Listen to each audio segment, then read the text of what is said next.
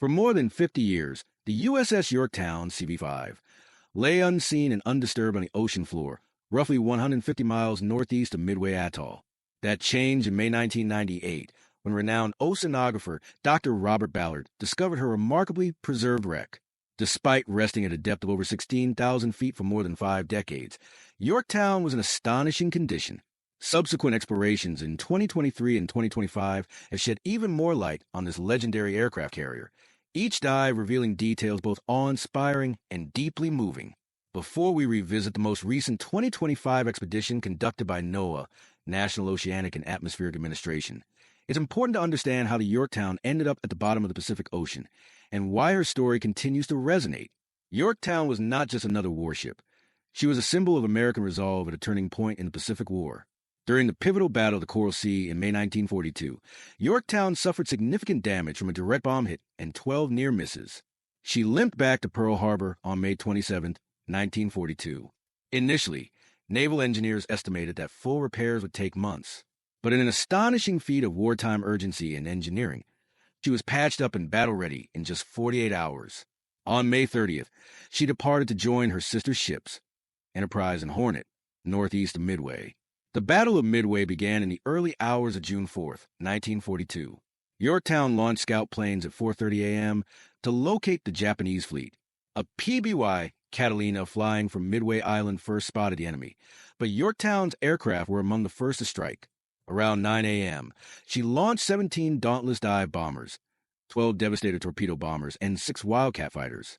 These aircraft engaged the Japanese carrier force alongside squadrons from Enterprise and Hornet. The attack inflicted devastating damage. Yorktown's dive bombers scored direct hits on the carrier Soryu, setting her ablaze, with aircraft being fueled and armed on the hangar deck. The explosions turned catastrophic. Within the next hour, 3 Japanese carriers, Akagi, Kaga, and Soryu, were fatally hit, but Yorktown would soon face her own trial by fire. Around noon, aircraft from the remaining Japanese carrier Hiryu struck. Despite the combat air patrol downing several attackers, 3 bombs penetrated Yorktown. One exploded on the flight deck, igniting fires and killing crewmen. Another disabled her boilers, while a third ripped through to the 4th deck. Yorktown lost power and listed to port, yet her crew responded with incredible determination. Firefighting efforts, emergency repairs, and damage control were swift and effective. Within an hour, Yorktown regained enough functionality to maneuver. When a second wave of Japanese planes arrived around 2:30 p.m., they assumed this was a different, undamaged carrier. Captain Elliot Buckmaster skillfully maneuvered the vessel, but 2 torpedoes found their mark. She was left dead in the water again, this time severely compromised. At 3 p.m., the order to abandon ship was given. For the next 2 days, salvage efforts ensued. The fleet tug USS Vireo began towing Yorktown, while the destroyer USS Hammond provided auxiliary power. The mission showed promise until June 6. At approximately 3:30 p.m., Japanese submarine I-168 launched torpedoes. One struck Hammond, sinking her rapidly.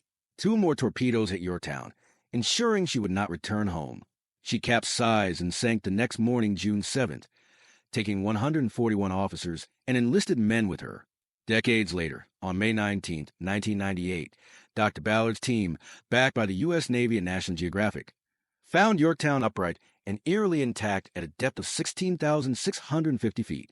Photographs of the wreck stunned naval historians. Her hull was preserved, her superstructure recognizable, and her identity unmistakable. The discovery honored the legacy of her crew and offered a unique glimpse into a critical moment in history. Then, in 2023, the research vessel Nautilus conducted an extensive survey using remotely operated vehicles, ROVs. The imagery and sonar scans confirmed the ship's excellent condition.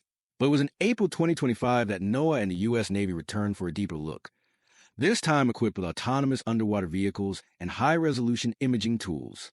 The April 19th dive brought to light a breathtaking discovery, a massive mural titled HR the Cruises of the USS Yorktown, painted inside elevator shaft number 2.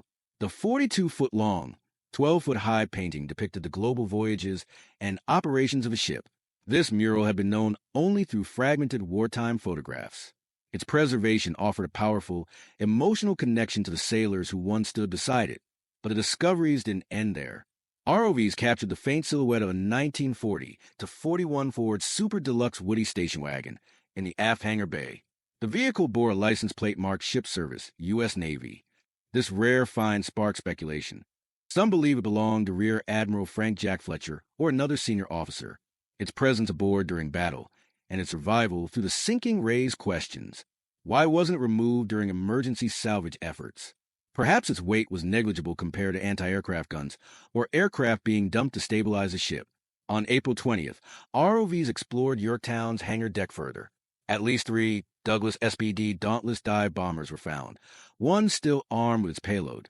Another aircraft, marked B-5, likely originated from USS Enterprise and was recovered mid-battle.